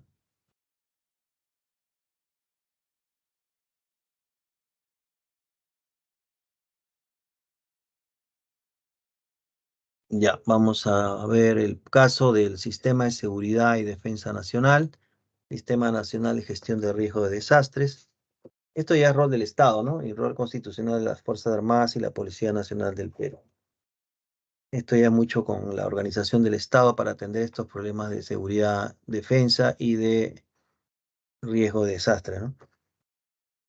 Tenemos que el sistema de seguridad y defensa nacional se entiende como el conjunto interrelacionado, pues, de principios, normas, procesos, instrumentos e instituciones del Estado, se entiende, mediante el cual se organizan las actividades de seguridad y defensa nacional para garantizar la defensa de la persona humana, la soberanía, la independencia e integridad territorial, así como la protección de los intereses nacionales, los que requieren pues ser ejecutados por todos los poderes del Estado, en todos los niveles de gobierno. Esos niveles de gobierno pues ya se dan cuenta ustedes, nacional, ¿no? Regional, local, y la población entera, ¿no? Que tiene que participar. El sistema de defensa nacional es dirigido por el presidente de la República, en este caso por la señora pues Boluarte, en su condición de jefe de Estado. ¿Cómo son los componentes que tenemos de la seguridad y defensa nacional? Tenemos estos organismos, instituciones estatales, COSEDENA o Consejo de Seguridad y Defensa Nacional, el DINI, Dirección Nacional de Inteligencia, y todos los ministerios, organismos públicos, gobiernos regionales y locales. Entonces, a ver, el Consejo de Seguridad y Defensa Nacional, COSEDENA, es el ente rector, ¿no?, del sistema de defensa nacional, siendo el órgano de más alto nivel de decisión política, de coordinación estratégica, en los aspectos que conciernen a seguridad, defensa nacional. También aprueba los lineamientos estratégicos y planeamiento estratégico de la política de seguridad y defensa nacional. Puede estar conformado por los titulares de poder del Estado, ministerios, sistemas, organizaciones e instituciones, y dicha organización es establecida por ley. Luego tenemos, bueno, el Consejo de Seguridad y Defensa Nacional es presidido por el presidente de la República, ¿no? O sea, el presidente de la República preside esta institución, estos organismos estatales, ¿no? También tenemos la Dirección Nacional de Inteligencia, DINI, que constituye el ente rector del Sistema de Inteligencia Nacional, el organismo responsable de producir la inteligencia nacional necesaria para la toma de decisiones, ¿no?, en el más alto nivel del Estado. Identifica también las amenazas que confrontan la seguridad nacional. Ministerios, organismos públicos, gobiernos regionales y locales. Son los encargados, pues, de implementar y ejecutar la política de seguridad y defensa nacional en el ámbito que les compete, ¿no? O sea, regional, local, ¿no? El Ministerio de Defensa, como componente, pues, del sistema de defensa nacional, tiene como una de sus funciones, pues, rectoras, dirigir, coordinar, ejecutar, supervisar y evaluar la política de seguridad y defensa nacional. Su concordancia con lo dispuesto por el presidente de la República y en su calidad, pues el presidente de la República es el jefe supremo de las Fuerzas Armadas, así como con los acuerdos adoptados por el Consejo de Seguridad y Defensa Nacional.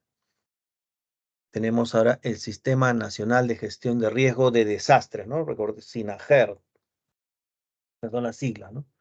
SINAGER, Sistema Nacional de Gestión de Riesgo de Desastres.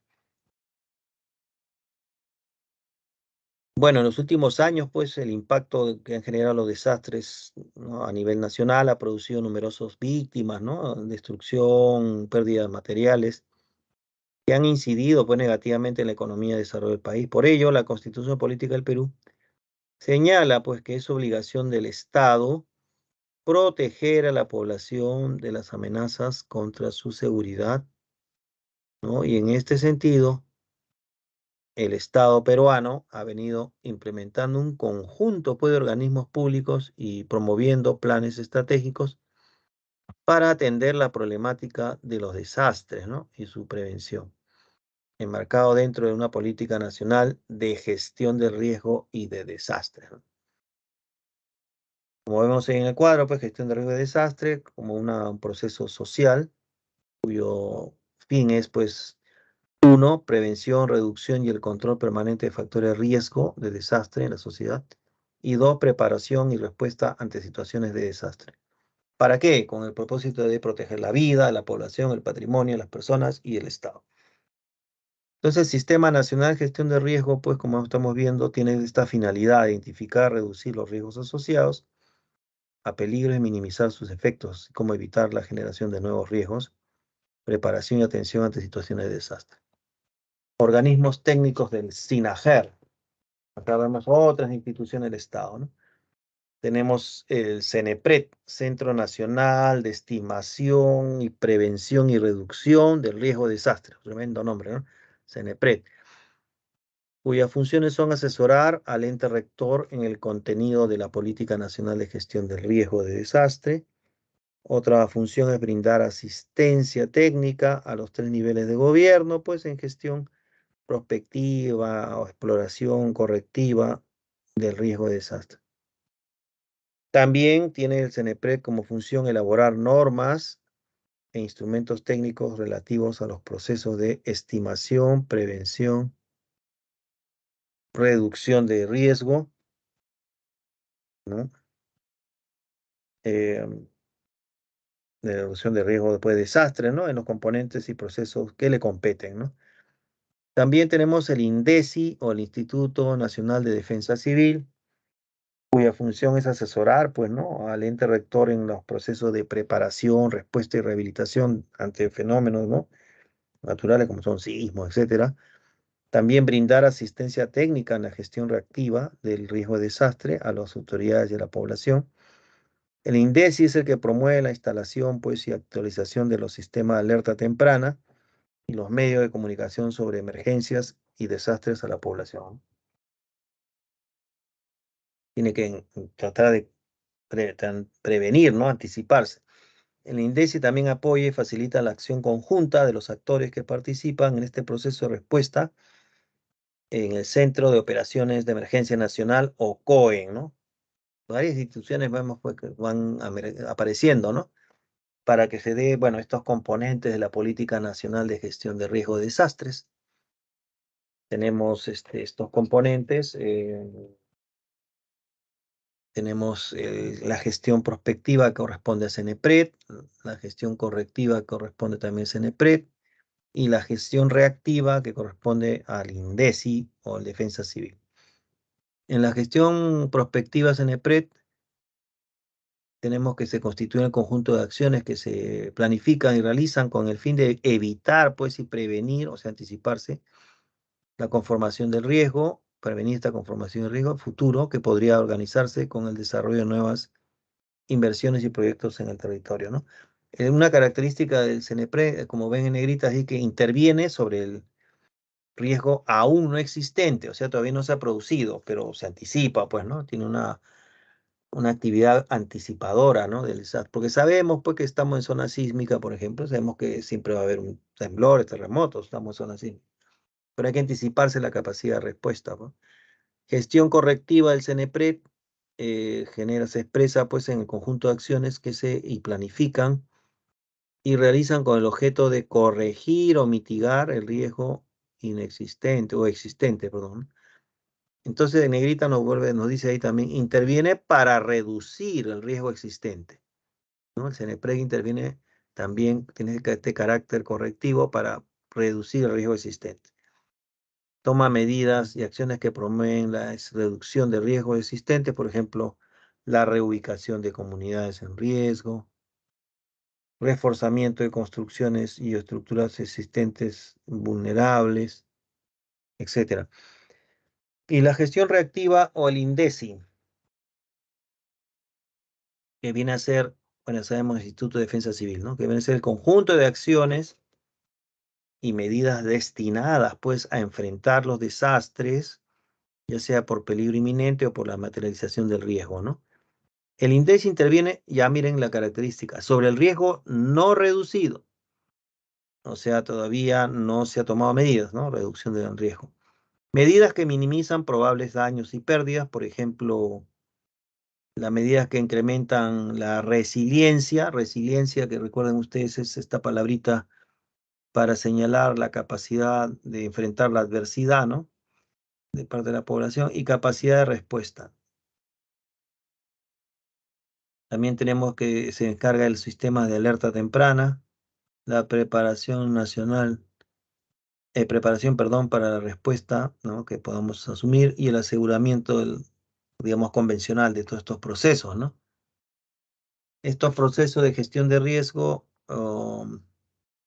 lo podemos ver aquí también en este gráfico, que va numerado, como ven ustedes, del 1 hasta el 7, ¿no? Pero vean ustedes que en una diagonal divide las actividades que corresponden al CENEPRED, que son el número 1, 2, 3 hasta el 7, digamos de ahí salta hasta 7, y el INDECI, Defensa Civil, que tiene como funciones, interviene en lo que es el 4, preparación, 5, respuesta y 6, rehabilitación. No hay que olvidar de que no existe en realidad, o ese término, digamos, muy conocido, desastres naturales, es un término, una denominación, mejor dicho, equivocada, ¿no? No hay desastres naturales, lo que hay es desastres a la infraestructura por una mala ubicación de los hombres frente a la área de manifestación de fenómenos naturales. Por ejemplo, si hay un volcán que erupciona, eso no es un desastre, es una actividad natural del volcán. Desastre no es para la naturaleza que el volcán erupcione, porque el volcán erupciona para expulsar, ¿no? Lava, energía, ¿no? Que tiene acumulada la tierra y que haya una población a pie en volcán como que le caiga la lava es otro problema, ¿no? Ese no es problema del volcán, en realidad es problema de la gente mal ubicada, ¿no? Por eso es que hay que considerar que no hay desastres naturales, o sea, hay desastres o hay fenómenos naturales que pueden generar, pues, afectar poblaciones que están mal ubicadas o mal preparadas en el área de influencia del fenómeno natural, ¿no? Entonces, no es que se produzca un desastre natural, ¿no? La naturaleza se manifiesta su energía, pues, un volcán, terremotos, eso es manifestación de energía natural de la Tierra. Es que el hombre esté por ahí mal preparado es otro problema, ¿no?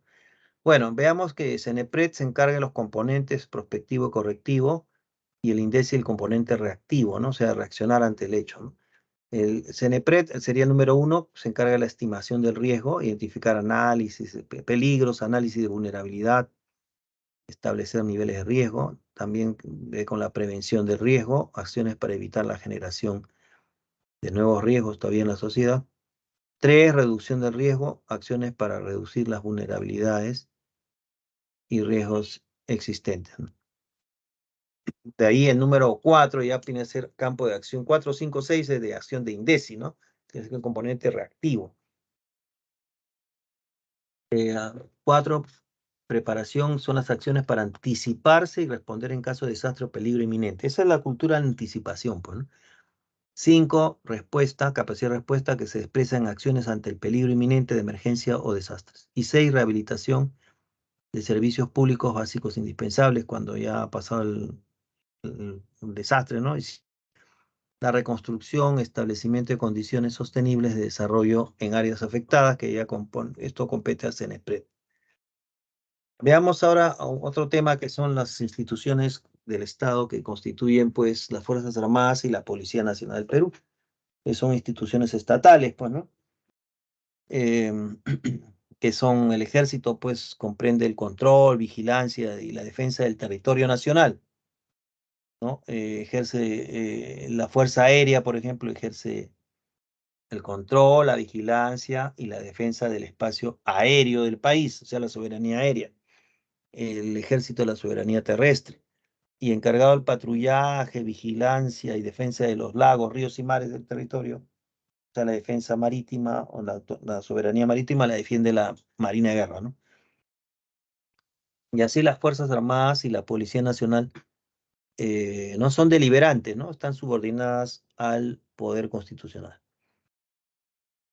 El presidente de la República, pues, otorga los ascensos de los generales y almirantes de las Fuerzas Armadas y los generales de la Policía Nacional del Perú. En casos de delito de función, por ejemplo, los miembros de la Fuerza Armada y la Policía Nacional Fuerzas Armadas son las tres armas que vemos, ¿no? Ejército, Marina y Aérea, ¿no?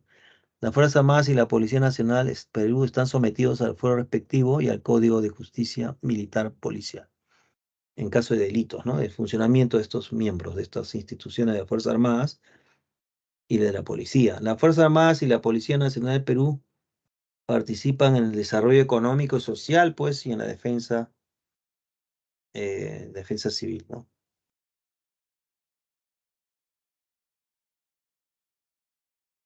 La Policía Nacional del Perú, que también forma parte, pues, de la estructura orgánica del Ministerio del Interior, tiene como finalidad, como vemos, garantizar y mantener y restablecer el orden interno, o sea, el orden a nivel nacional internamente.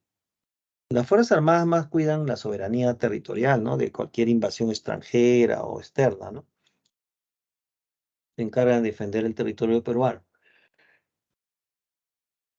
Y de defender el orden, digamos, público y defender las instituciones del Estado, ¿no? O sea, la policía, pues, ¿no? Nacional, ¿no? Que por eso cuando hay marcha, ustedes ven que va la policía, pues, ¿no? Para intentar contener, digamos, establecer el orden, ¿no? Y la policía es lo que va, ¿no? Pero bueno, ya en Puno están mandando al ejército también, porque ya no pueden la policía, pues es otro tema, ¿no? Las funciones de la policía son que se encarga de organizar el patrullaje de las calles, integrado como parte del plan de seguridad ciudadana. Otra función de la policía es prestar protección y ayuda a las personas y la comunidad. Ahí está pues el asunto. En realidad la policía tiene que cumplir con ayudar a las personas en la comunidad, o sea, a los ciudadanos peruanos, ¿no? Eh, eso es algo que le compete en sus funciones, ¿no? No como vemos casos de malos policías que evaden su responsabilidad, ¿no? No quieren atender a los ciudadanos, la comisaría no quieren escribir denuncias, ¿no? De puro flojo nomás. La policía vigila y controla las fronteras, eso se encargan ellos.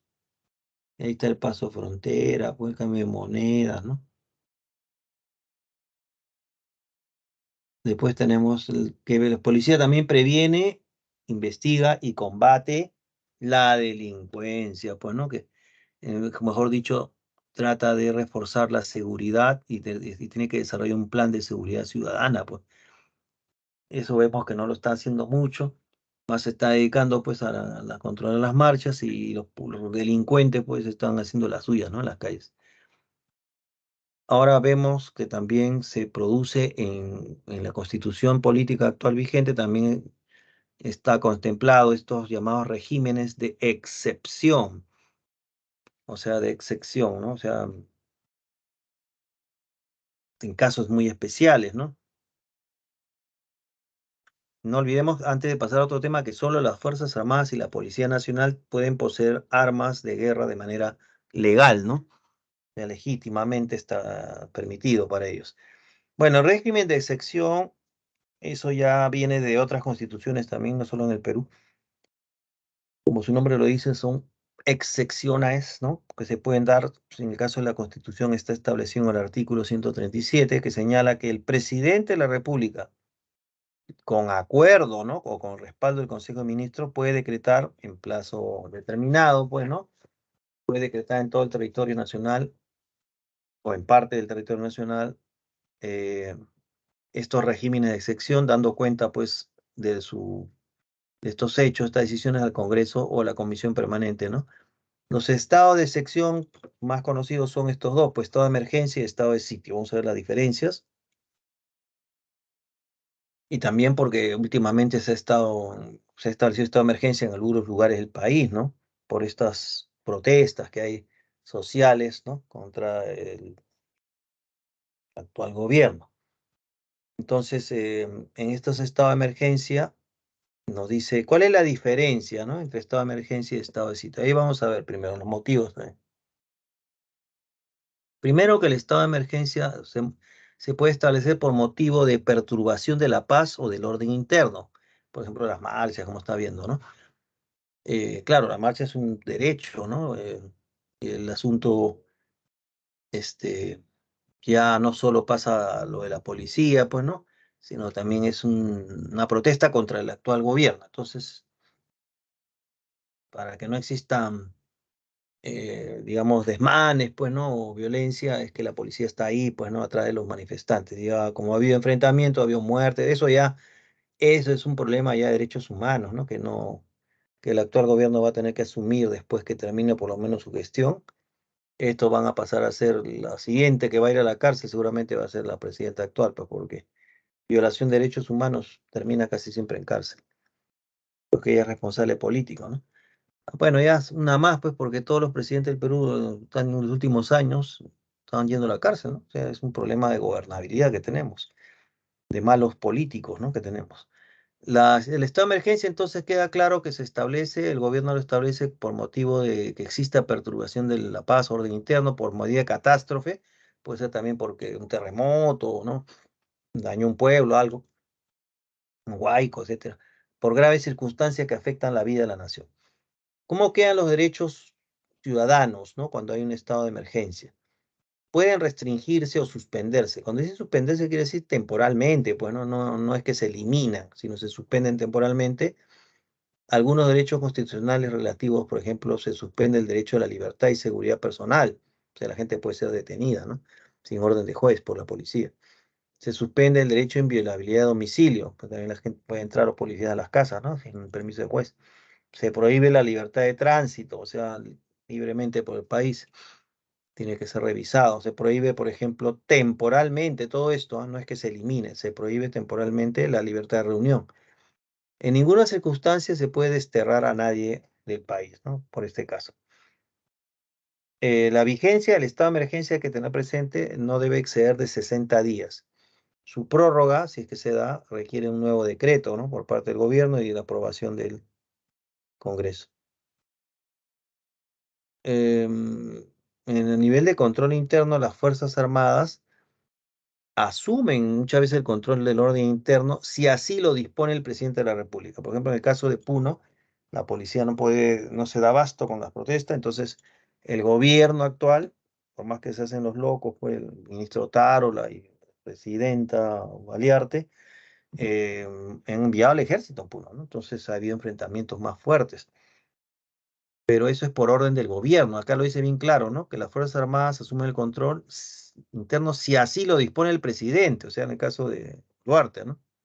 Parece que sí lo ha dispuesto, pues, para que esté el ejército en Puno. Y el estado de sitio, ¿cuál es la diferencia y cuándo se implementa? Primero, el motivo para implementar un estado de sitio es ahí viene la primera diferencia, por invasión, ¿no? De país extranjero al territorio nacional, o por peligro de guerra externa, o sea, con otro país, por peligro inminente, ¿no? De que se produzca una guerra, ¿no? Con otro país. O sea que el estado de sitio mayormente se establece en las ciudades fronteras, ¿no? Tacna, en Tumbes, así por decir, ¿no? Que son ciudades de frontera. Si es que hubiera amenaza de guerra externa, como menciona, ¿no? Los derechos, ¿cómo quedan los derechos ciudadanos? No puede ser objeto de restricción los derechos fundamentales como el derecho a la vida, eso no se pierde, pues, ¿no? No se puede perder el derecho a la integridad personal, que quiere decir que no, nadie puede ser torturado. El derecho a la libertad de conciencia y religión, el derecho al nombre y la identidad no se pueden perder, pues, ¿no? Y derecho a la nacionalidad tampoco.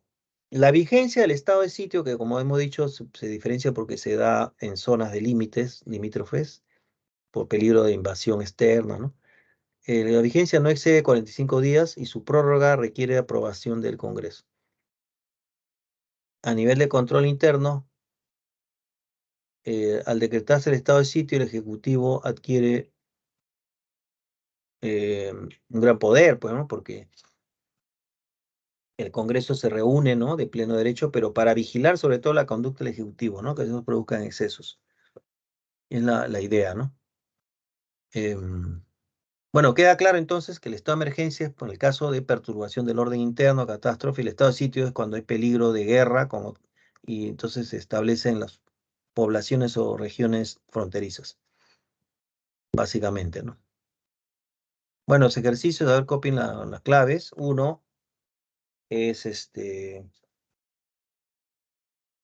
A de avión, 2D de día, 3D de día, 4E de esperanza. Tomen fotos, si no. 1A, 2D, 3D, 4E. A ver, copien.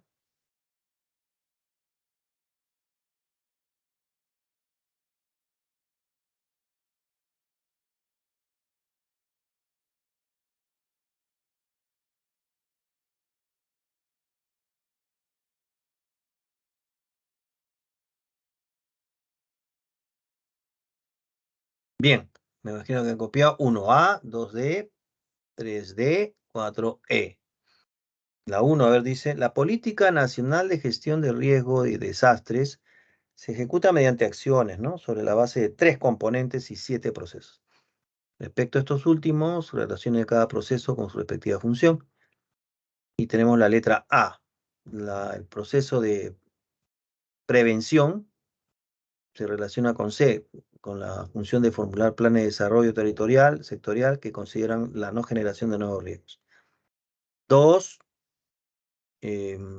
por capacidad de función de respuesta, con B, que tiene que ver con salvaguardar vidas, controlar eventos secundarios como incendios, explosiones, fugas.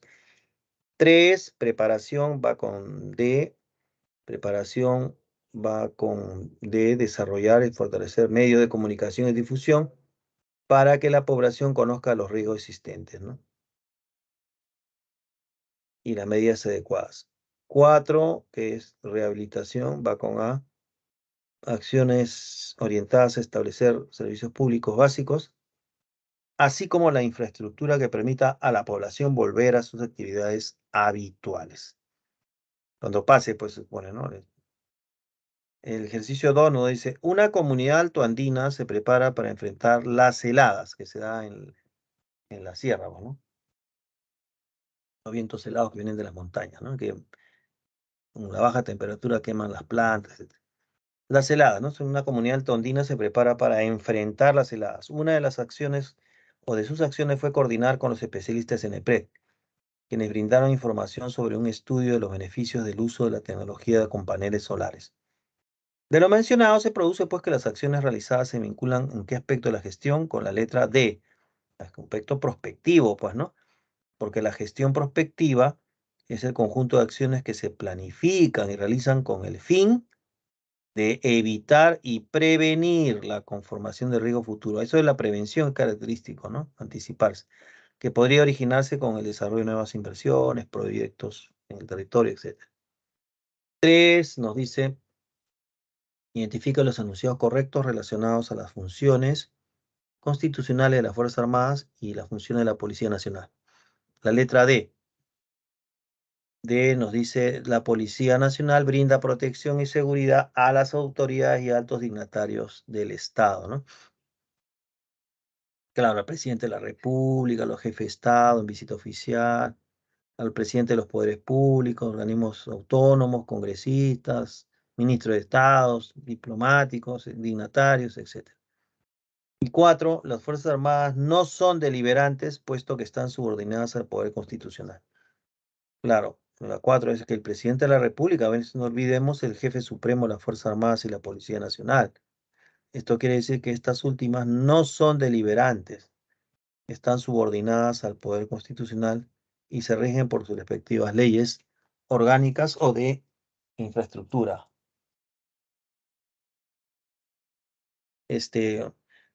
Tenemos la última pregunta. Los regímenes de excepción son una figura jurídica contemplada en el artículo 137 de nuestra Constitución, siendo uno de ellos el estado de sitio, ¿no? De lo mencionado, identifica el enunciado correcto, nos dicen la letra E, con relación al estado de sitio, E 2 y 4. Los derechos a la vida y la nacionalidad no se restringen. Y 4, se decreta el estado de sitio por motivo de guerra civil o peligro inminente, como hemos visto, bueno, que es básicamente la idea de que se defiende a la soberanía nacional de la invasión o guerra exterior, ¿no?